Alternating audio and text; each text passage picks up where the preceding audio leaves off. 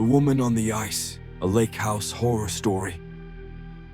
It was early February when I finally decided to get away.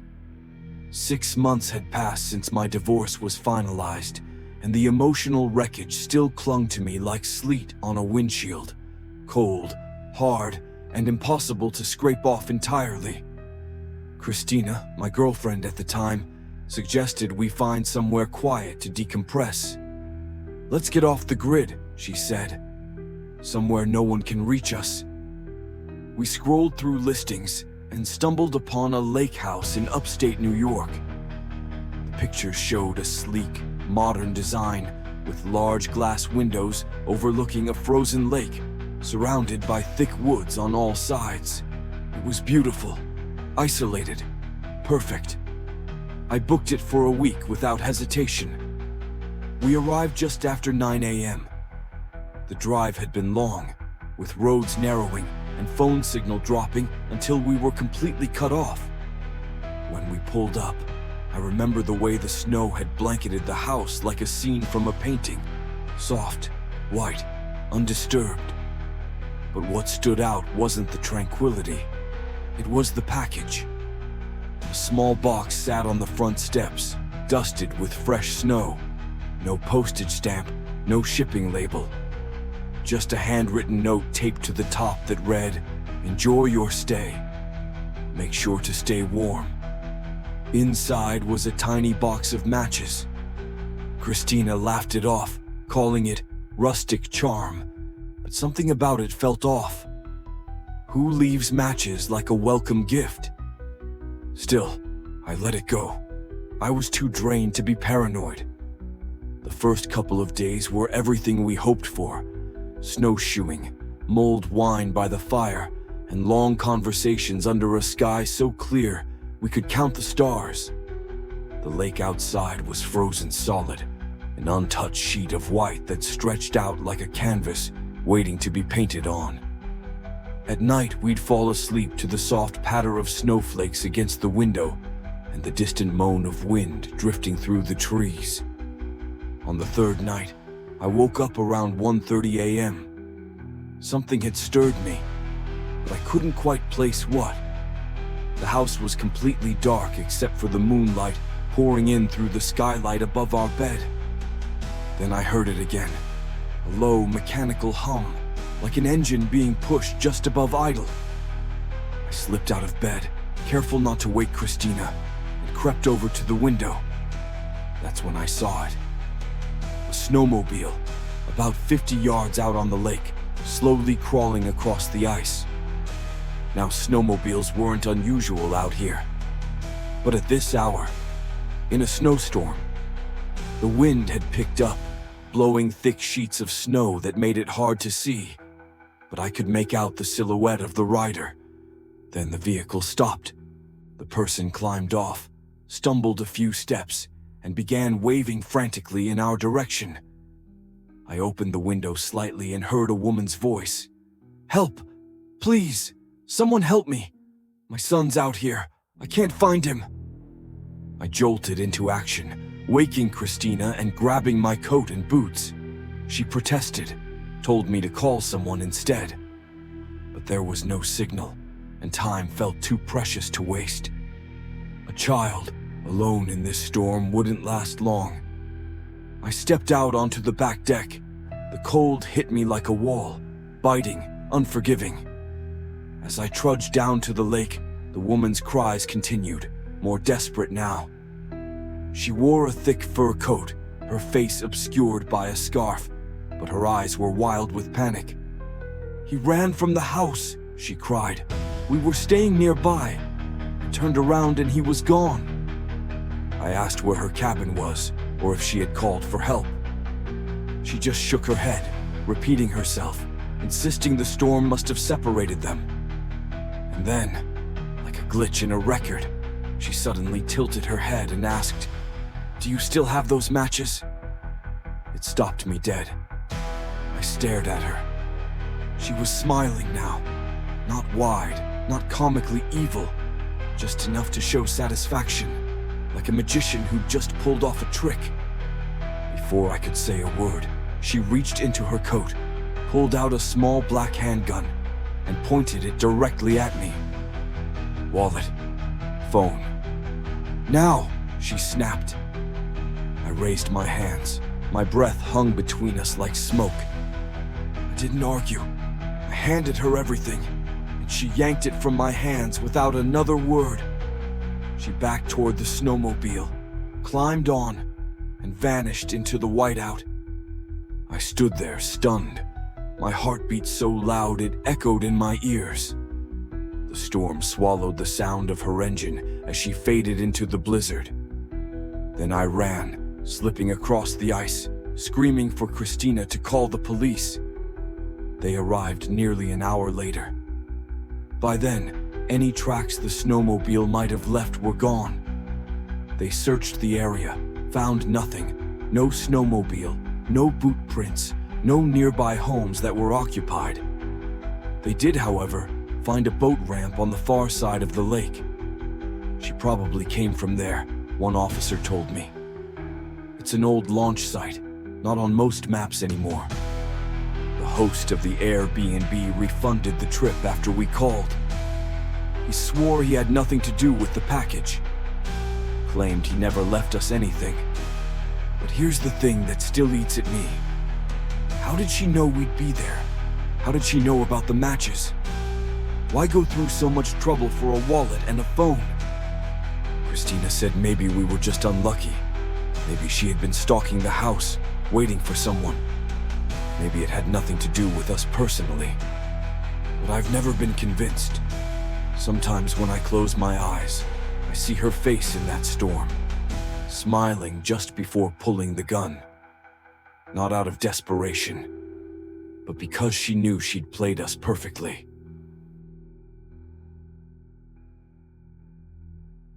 The Tenant in the Attic, a lake house horror story. Growing up, the lake house was my sanctuary. Nestled in a quiet part of Northern California, it stood 2 stories high, with peeling white paint and a wraparound porch that groaned under summer footsteps. But to my sister and me, it was magic. We'd race up to the attic with sleeping bags, flashlights, and our puppy, Bear. There was a tiny circular window we used to peer through, watching boats drift lazily across the water or spying on other vacationers.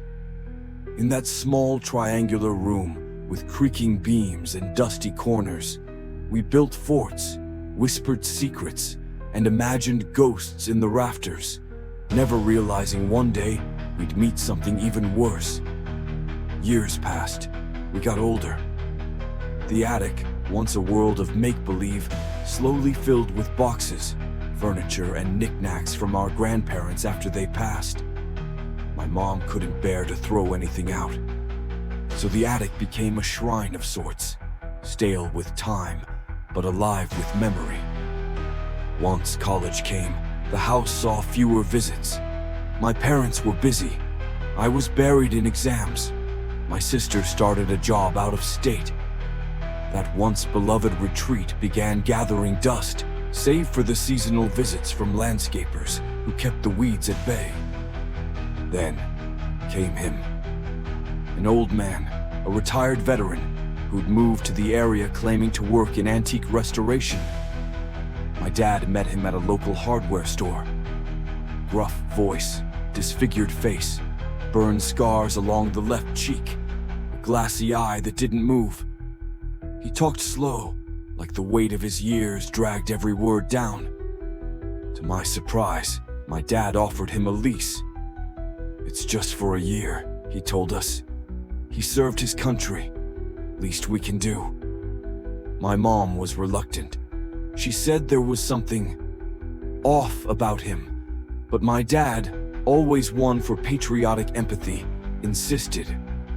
So, the man moved in. We didn't visit that summer. Then the calls started coming, from the landscaping crew.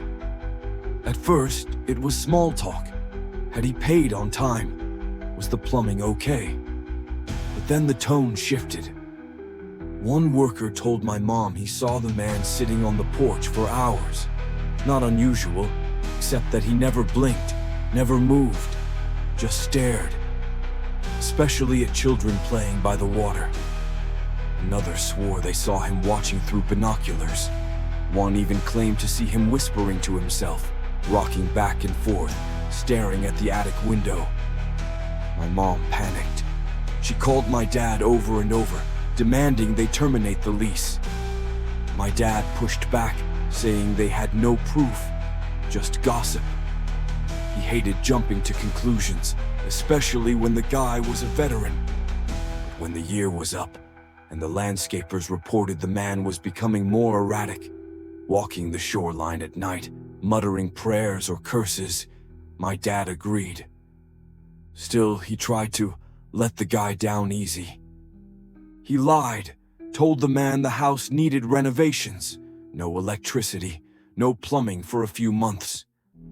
The old man didn't fight it, just nodded, packed up, and left quietly. Or so we thought. A year later, my sister graduated college. My parents decided it was time to return to the lake house, to reclaim it. My dad stocked up on groceries, my mom bought new linens, and we brought along our dog Bear, who was older now but still playful. I remember the light that day, how it filtered through the trees as we pulled into the gravel driveway. The house looked the same, but something in the air felt different. Thicker, heavier. Bear barked once, then growled. He wouldn't go near the front steps. My mom laughed it off, said he was just disoriented. That evening, we left for dinner in town. The house was chilly, and we didn't feel like cooking after the drive. Bear stayed behind, curled up by the stairs. When we returned 2 hours later, the first thing we saw was blood. He lay sprawled out, panting heavily, a deep gash across his flank. My sister screamed. My mom dropped the keys. I instinctively reached for the nearest object, a fireplace poker, while my dad ran to the kitchen and grabbed a knife. We swept the house room by room, nothing downstairs. Then we reached the second floor. That's when my dad froze. The attic hatch, the one in the hallway ceiling, was slightly ajar.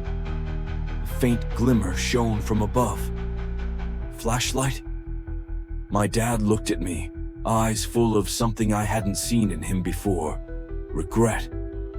Then, without a word, he grabbed the pull cord and climbed up. I didn't follow. A long silence. Then, he climbed back down, pale and slow. "It's him," he whispered. He never left. Apparently, the man had kept a key. My dad thought he'd changed the locks, but the old man had likely made a copy during his stay. He had been living in the attic for who knows how long, eating scraps, hiding during the day, watching from the circular window we once used as kids. My mom erupted when she found out. She screamed at my dad, yelled at the police when they arrived. They pulled the man down, frail, sickly, wild-eyed. He clutched a moldy sleeping bag and a journal filled with sketches of us, pages upon pages of drawings of my sister, our dog, even our parents. In one, I was asleep on the couch. In another, Bear was drinking from the lake. They were recent. The most chilling page? It showed a cutaway of the attic with arrows pointing to every room, labeled with our names. My mom begged my dad to press charges. My sister broke down. But my father, stoic and ashamed, refused. "He's a broken man," he said. "Let the system handle him." The man was taken to a psychiatric facility. But the house, it was never the same. We haven't gone back since. The signal across the lake. A lake house horror story. My name is Kevin, and this happened just last summer. I was 20, emotionally frayed, freshly single, and in desperate need of an escape. After a messy breakup with my girlfriend of 3 years, I took up an offer from my friend James to spend a weekend at one of his family's vacation homes, a sprawling lake house nestled in a secluded corner of the state.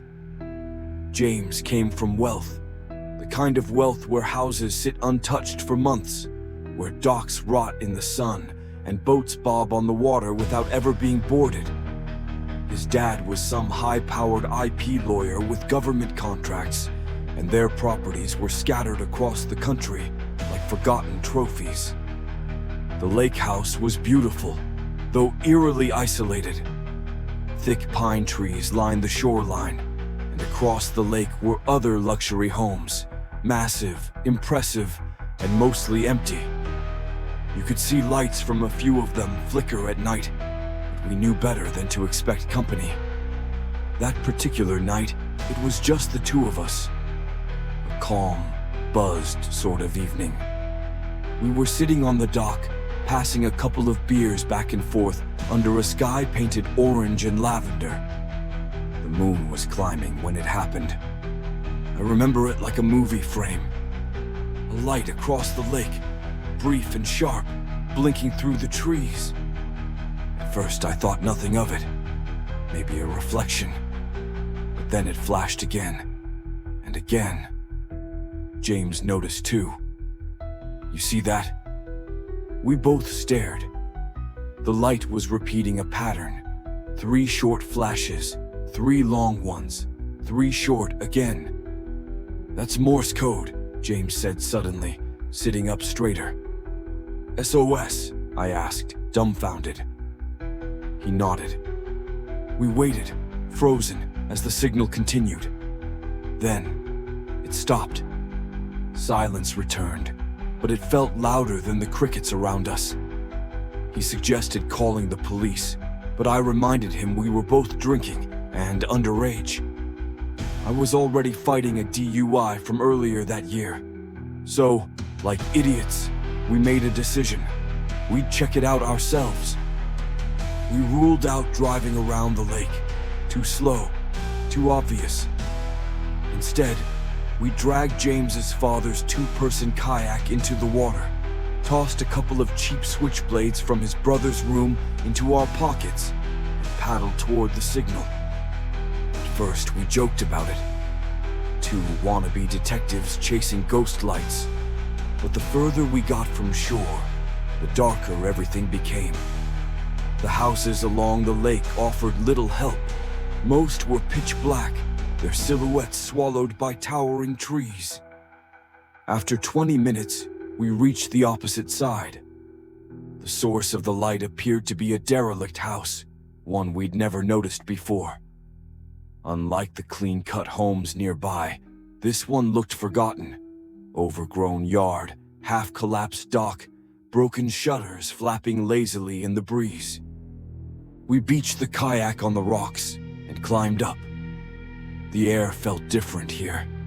Stale. Too still. This is stupid, James muttered. Let's just leave. But I reminded him, no cell service.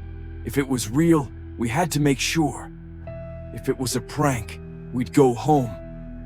We crept around the back of the house, where we found a small bathroom window cracked open. I boosted James up and followed after. Inside, the air was thick with rot and dust, but not the usual kind of neglect. This felt recent, forced. The rooms were stripped bare. No furniture, no signs of life, just hollow, echoing silence. Every room we entered was the same, abandoned, empty, cold. The floors were oddly clean, too clean. I should have paid attention to that. We found the staircase and climbed up. At the top, we followed the hallway to the room that faced the lake, the direction the light had come from. I pressed my ear against the door. Nothing. James nodded. I pushed the door open. The room was empty. Almost. There, by the window, sat an old projector, facing outward toward the lake. Its cord trailed across the wooden floor, unplugged. felt something sharp twist in my gut. "This was a setup," I whispered. James didn't say a word. He turned and bolted down the hall. That's when I heard the noise. From the closet, slam, thud, thud, thud. Footsteps, fast, heavy, relentless. I turned and ran. Down the stairs, through the empty kitchen, to the window we came through. I didn't look back, not even when I heard the footsteps closing in behind me. I tumbled out, cutting my hand on the frame, and sprinted after James. But something was wrong. The kayak, it was gone. "Where the hell?" I started, before I saw it. A figure, rushing from the side of the house. I couldn't make out his face, but he was big. He didn't yell, didn't chase, just advanced, calmly, confidently. James didn't wait. He leapt straight into the lake, hoodie and all. I followed. The water was like ice, paralyzing. My limbs screamed, but I kicked, I swam, I prayed. The lights from James's house shimmered in the distance. We swam hard, fueled by panic. Every breath was a fight. Every splash behind us made my blood run colder. When we finally pulled ourselves onto the dock, shivering and soaked, I was sure I'd collapse from exhaustion. We locked every door, turned every light on. When the police finally arrived, nearly an hour later, they found nothing. No one, no footprints, no boat, no projector, just an empty house. They told us the place had been abandoned for nearly a decade. Mold infestations, structural decay, no utilities. Probably just kids playing tricks, they said. But I know what I saw. That projector wasn't dusty. That trap was recently laid. And the kayak never found. To this day, I don't know who that man was, or what would have happened if we hadn't run. My friends say he got cold feet, that we scared him off. But the truth, I think we were never meant to escape. We just got lucky.